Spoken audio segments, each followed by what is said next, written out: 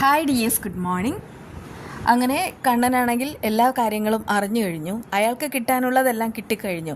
അതായത് കുറേ വർഷങ്ങൾക്ക് മുൻപ് എല്ലാവരാലും തഴയ്ക്കപ്പെട്ട ആ ഒരു കേസ്, തൻ്റെ അച്ഛൻ്റെ കൊലപാതക കേസ് തെളിഞ്ഞിരിക്കുകയാണ്. യഥാർത്ഥ പ്രതി തന്നെ കുറ്റം സമ്മതിച്ചിരിക്കുന്നു. ആർക്കു വേണ്ടി, എന്തിനു വേണ്ടി ചെയ്തു എന്നുള്ള കാര്യങ്ങൾ മാത്രം ക്ലിയർ ആയാൽ മതി.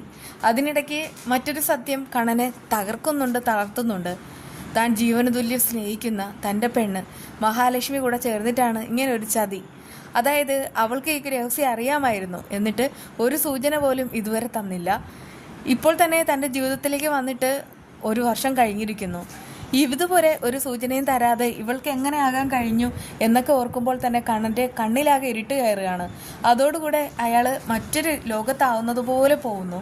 ഇപ്പോൾ താൻ വിശ്വസിക്കുന്നത് തൻ്റെ ഭാര്യയാണ്, തൻ്റെ കൂട്ടുകാരനായ അനന്തുവിനെ ലേഖയാണ്. അവർക്കും സത്യം അറിയാം, എന്നിട്ട് ഒരിക്കൽ പോലും തന്നോട് പറഞ്ഞിട്ടില്ല എന്ന് പറഞ്ഞാൽ ഇതെങ്ങനെ ശരിയാവും? ഇനി മാർക്കോയ്ക്കും സാഗറിനും മഞ്ജുവിനും അറിയാമായിരിക്കുമോ? മഞ്ജുവിനെ അറിയില്ലായിരിക്കും, കാരണം കഴിഞ്ഞ ദിവസം പോലും അവർ വളകാപ്പ് ചടങ്ങിനിടയിൽ അവൾ തന്നോടൊരു സംശയം പ്രകടിപ്പിച്ചിരുന്നു. ഇനി പ്രതാപനായിരിക്കുമോ അച്ഛനെ കൊന്നതെന്ന്. അതുകൊണ്ട് അവൾ ചതിക്കില്ല. ഇതുപോലെ എന്തൊക്കെയോ ചതി നടന്നിരിക്കുന്നു. അതേസമയം മഹാലക്ഷ്മി കണ്ണനെ വിളിക്കുന്ന സമയത്ത് എവിടെ എത്തി, വീട്ടിലെത്തി എന്നൊക്കെ ചോദിക്കുന്നുണ്ട്. പക്ഷെ കണ്ണനാണെങ്കിൽ ഒന്നും മിണ്ടുന്നില്ല. സാധാരണ ഇങ്ങനെയല്ല, മഹാലക്ഷ്മി വിളിക്കുന്ന സമയത്ത് വളരെയധികം സ്നേഹത്തിൽ അവളോട് എന്തെങ്കിലും കുഴപ്പമുണ്ടോ, ക്ഷീണമുണ്ടോ അങ്ങനെയൊക്കെ ചോദിക്കാറുണ്ട്. പക്ഷെ കണ്ണൻ ഒന്നും മിണ്ടാതെ നിൽക്കുകയാണ്. അത് മഹാലക്ഷ്മിക്ക് ഭയങ്കരമായിട്ടൊരു ഷോക്കായിട്ട് മാറുന്നു. കണ്ണേട്ടൻ എന്താ ഒന്നും മിണ്ടാത്തത്, കണ്ണേട്ടൻ എന്താ പറ്റിയത് എന്നൊക്കെ എന്നെ ചോദിക്കുകയാണ്. എന്നെ ഒന്ന് വെറുതെ വിടൂ, ഞാൻ കുറച്ച് സമയം വെറുതെ ഇരിക്കട്ടെ, ഞാൻ പിന്നെ വിളിച്ചോളാം എന്ന് പറഞ്ഞിട്ട് കോൾ കട്ടാക്കാണ്. അതിലൂടെ അവൾക്ക് ഭയങ്കരമായിട്ട് സങ്കടമാവുന്നു. കണ്ണേട്ടനെ കാണണം എന്നിങ്ങനെ പറഞ്ഞിട്ട് വാശി പിടിക്കുന്നുണ്ട്. അനന്തു ലേഹ്യം പറയാണ്, അല്ല കണ്ണേട്ടൻ മൊബൈലിലൂടെ വച്ചിട്ട് പോയില്ലേ? സാധാരണയാണെങ്കിൽ അങ്ങനെ ഒരു അബദ്ധം ആൾക്ക് പറ്റാറില്ല. ഇതിപ്പോൾ എന്താണോ ആവോ? ഇതൊക്കെ കൂടെ കൂട്ടി വായിക്കുമ്പോൾ എനിക്കെന്തോ ഒരു പേടിയാവുമെന്ന് മഹാലക്ഷ്മി പറയുന്നുണ്ട്.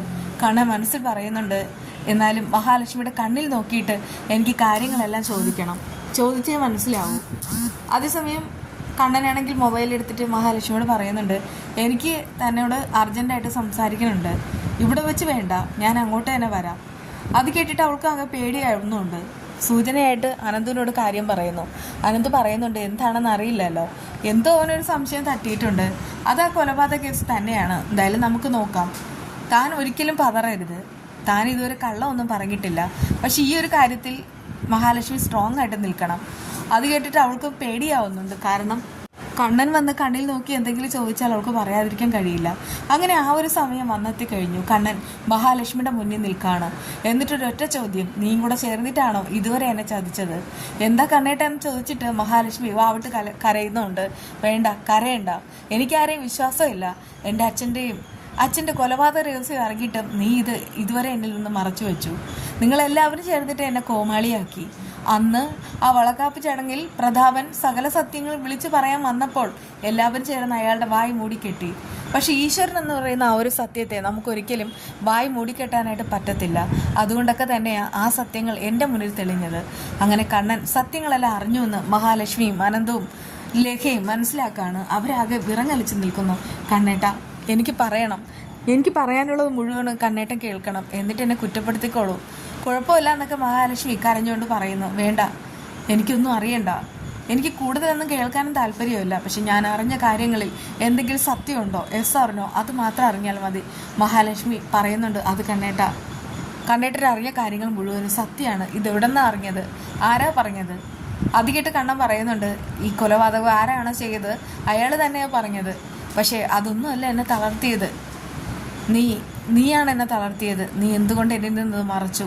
മഹാലക്ഷ്മി പറയുന്നുണ്ട്, കണ്ണേട്ട, കാര്യങ്ങളെല്ലാം ഞാൻ പറയാം.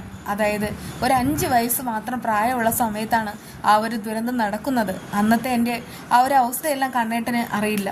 പക്ഷേ അത് ഞാൻ പറഞ്ഞിട്ട് കുറച്ചൊക്കെ അറിയാവുന്നതുമാണ്. ആ വീട്ടിൽ എനിക്കും എൻ്റെ അമ്മയ്ക്കും സമാധാനത്തിൽ കഴിയണമെന്നുണ്ടെങ്കിൽ പല സത്യങ്ങളും മറച്ചു വയ്ക്കേണ്ട ആ ഒരു തരത്തിലായിരുന്നു ജീവിക്കേണ്ടിയിരുന്നത്. അത് കേട്ട് കണ്ണൻ പറയുന്നുണ്ട്, അതൊക്കെ പഴങ്കഥ. പക്ഷെ നീ എൻ്റെ വീട്ടിൽ, എൻ്റെ ജീവിതത്തിൽ വന്നതിന് ശേഷം എന്തുകൊണ്ട് പറഞ്ഞില്ല? അത് കേട്ട് അവൾ പറയുന്നുണ്ട്, കണ്ണേട്ടൻ എന്നെ തള്ളി പറഞ്ഞാലോ ഉപേക്ഷിച്ചാലോ എന്ന് പേടിച്ചിട്ട് മാത്രമാണ്. കണ്ണേട്ടൻ എന്നെ വെറുക്കരുത് എന്ന് പറഞ്ഞിട്ട് തൊഴുത് നിൽക്കുകയാണ്. ആ സമയത്ത് കണ്ണൻ പറയുന്നുണ്ട്, എനിക്ക് ആരെയും കാണണ്ട, എനിക്ക് ആരെയും കേൾക്കുകയും വേണ്ട, എന്തായാലും ഇനി എന്താ വേണ്ടതെന്ന് എനിക്കറിയാം. ഇനി ആരും എന്നെ കൂടെ വേണ്ടെന്നൊക്കെ പറഞ്ഞ് സങ്കടപ്പെട്ട് നിൽക്കുന്നുണ്ട്. ബാക്കി വിശേഷമായി വീണ്ടും കാണാം. ബൈ.